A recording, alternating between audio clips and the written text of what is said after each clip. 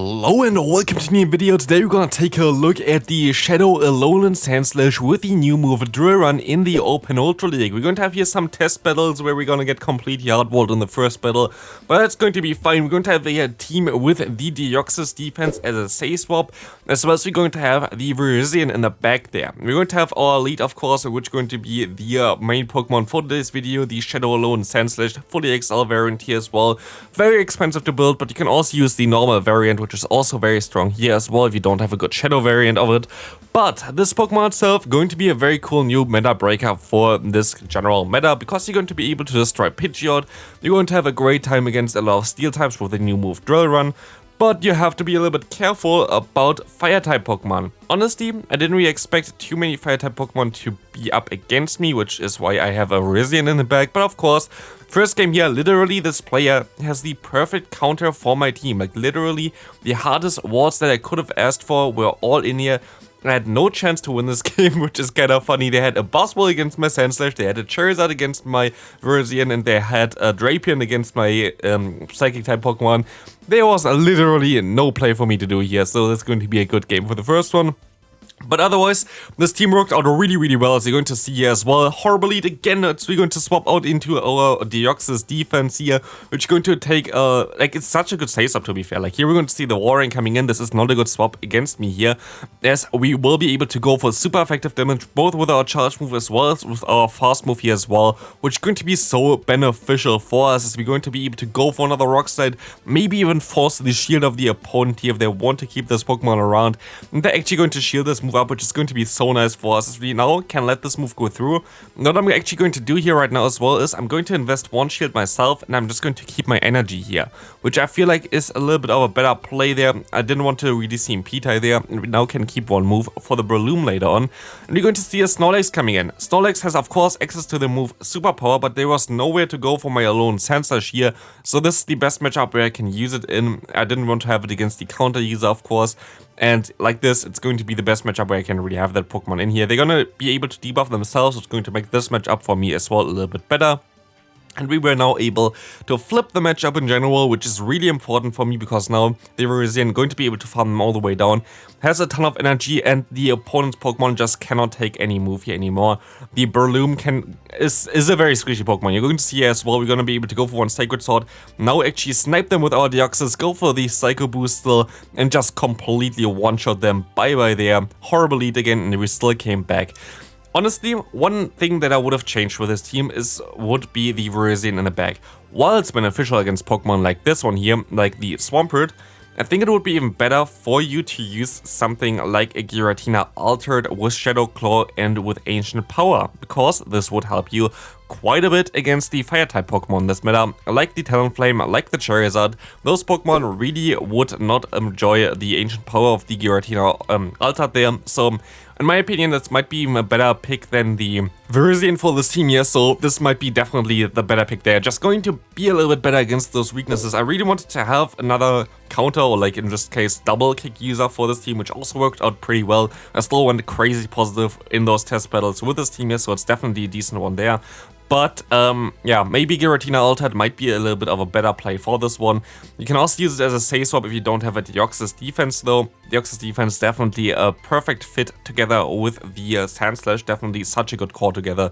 So here we're going to now see the Swampert going to be able to now swap into the Ninetales. Very nice swap by the opponent, but it doesn't really matter at all, because our Alolan Sandslash is going to be completely able to hardwall the opponent. Also neutral matchups, by the way, here it's of course not a neutral matchup because Ice Punch would be resisted, but neutral matchups, Drill Run is the better move to go for, even though it's not Stab. That's something to definitely keep in mind here. And just because it's a showcase for our Sandslash, I'm just going to use all my shields here. Just going to farm them all the way down before they can even get to 3 charge moves here. So we're going to be able to now win this game here pretty easily. Let's take a look at the next game, or let's see what they're going to run. We're going to encounter here now a Sandslash against the Empoleon. This is going to be an interesting one. We can have basically answers on all sides here. We're going to be fighting against this Pokemon with our entire team, but we're going to go for one Drill Run here, trying to force a shield by the opponent, which we're going to get out of here as well, and we can swap out now into our Deoxys onto the charge move. It's going to be the Hydro Cannon. We can now tank this move way easier. In comes a Togekiss, something I don't want to face with my Pokemon in the back, so I'm really happy that I'm going to be able to get this Pokemon out of here as well with my Deoxys. Of course, they're going to double resist counter, but I'm going to be able to now go ahead, shield up one more time here, and I should be able to force switch advantage here, which is going to be super important for me. This Rock Slide would knock them out, but they're going to shield this move up, but our Deoxys defense is bulky enough to survive those charms, get to another Rock Slide here, and knock out the opponent while aligning our Pokemon now with that one. As you're going to see now, the Empoleon coming back in, I can go ahead and go into my MEWeedle, and I thought I would be able to win CMP tie here, that's why I went for my move straight away, but I didn't, and they're going to of course have Drill Peck, which would be 4 times super effective.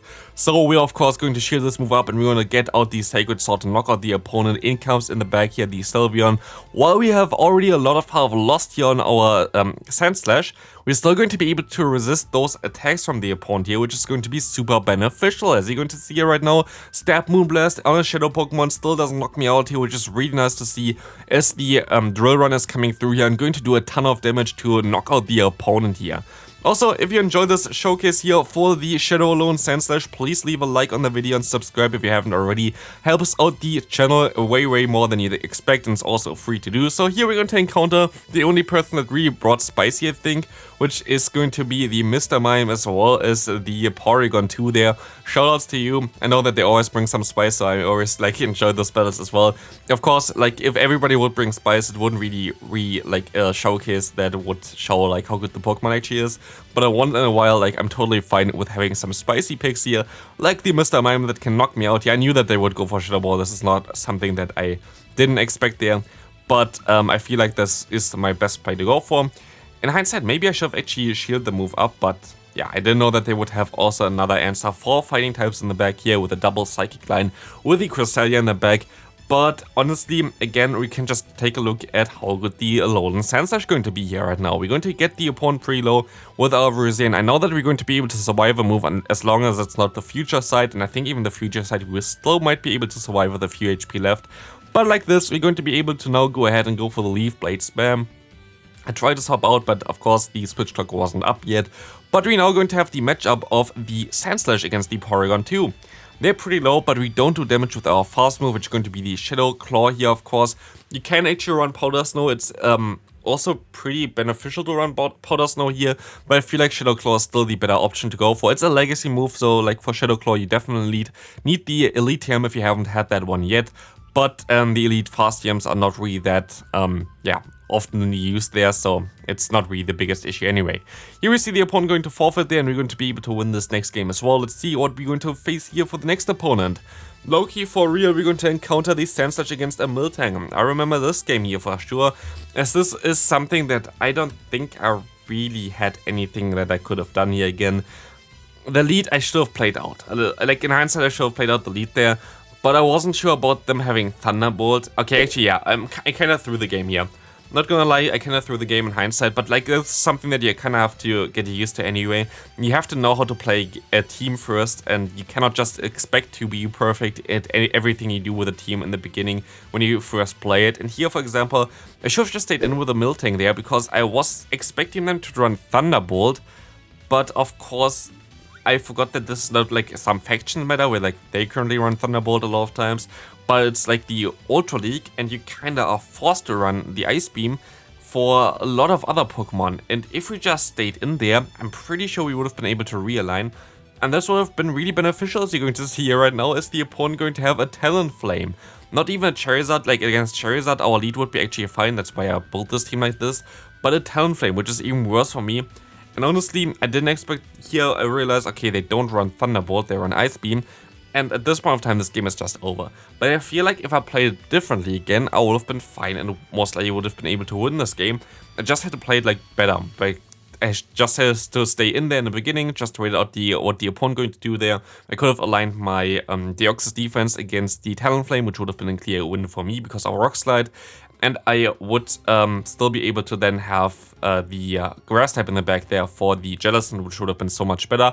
But this was definitely my fault there. I could have won this game if I played it better, but I didn't. At least I'm going to play a little bit better here, I guess, because I swap out onto the Earthquake, which is going to basically do no damage against me here whatsoever. But the opponent going to retaliate here with a catch onto the Cresselia, which literally doesn't matter because I would have had to throw a Rock Slide anyway, so honestly, like, there was not really any benefit of catching it. It wasn't resisted or anything like this, of course. It still gave the opponent more energy, which I guess was the main plan of that one. But here we're going to see now the opponent going for a charge move, going to be the Moonblast. I'm going to be able to swap out now. They're going to be locked here for a little bit, so I can go for one Drill Run here, try to get some damage onto the opponent, and we're going to be able to get it hopefully. But now the game lags, which actually is kind of crucial because it kind of basically lets the switch clock run down as well, even though the lag doesn't benefit any side or whatever. It just still goes towards the clock itself for the game, which is really annoying because for the opponent now they were able to swap out maybe a little bit earlier than they would have done otherwise. But like this, we're still going to have the Sandslash here against the opponent's what's called Walrein here, as they're going to be able to now go ahead and shield up this next charge move from the opponent. It's going to be the Earthquake anyway, which is going to be very nice. Gives me more farm here as well. I know that I'm going to be able to destroy the Cresselia. Now it just depends on what they have in the back. And it's going to be a Galarian Weezing. They're going to swap onto the Cresselia, which is really nice for me because now I will be able to farm them all the way down. They can go still for one Moonblast, but 2 Drill Runs are coming now through against the opponent, and this is going to do a ton of damage against them. As you're going to see here right now, the first one going to do already enough to put them into range for a Leaf Blade of our good friend Virizion, and we should be able to win this game here now, as we can now farm them all the way down. They can go for an Overheat if they want to, and they do exactly that, which still doesn't even knock me out, and we can knock them out in return. So, very good game there. Let's take a look at the next game coming up. We're going to encounter the Aurorus in the lead. Very decent for our team. We have 3 answers for this Pokemon, but because we have kind of an ABB line with 2 fighting type fast move users in the back there, I'm going to go ahead and go for one Drill Run, go for one more fast move, and then catch the Meteor Beam onto our way bulkier Deoxys defense, which just can tank the move like it is nothing. And we're going to get out the Trevenant here, which is going to be a little bit tricky to deal with for this team, of course. Again, maybe you would have been even a little bit better off if you have the Giratina altered in the back there with Shadow Claw, with Dragon Claw.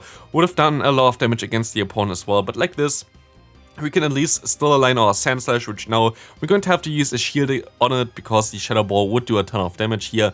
And we still are forced to throw a charge move against the opponent so they don't get to another Shadow Ball in time, allowing us to knock them out here, which is going to be very beneficial, as you're going to see now the opponent coming into their final Pokemon, going to be the Virizion.